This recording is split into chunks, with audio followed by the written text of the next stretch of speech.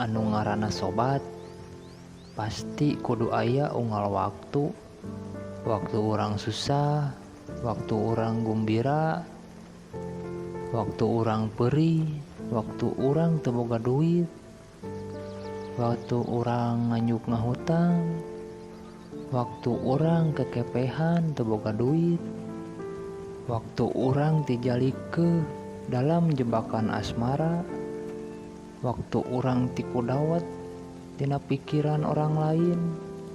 Kuduna silih bejaan atuh.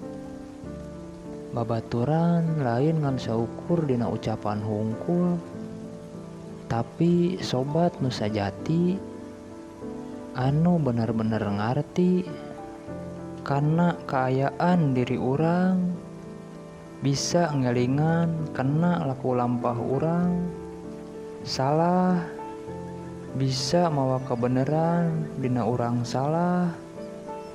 Tah nu kitu anu dingarana sobat. Duh sobat, anjeun kacida gede hartina, gede jasana, ulah asa aing boga duit, waktu maraneh boga duit, urang sok ditinggalkeun. Padahal mah urang sok sedih lamun maneh arinit. Urang mah kadangkala sok nyungkelik sorangan. Batur ngobrol-ngobrol acan.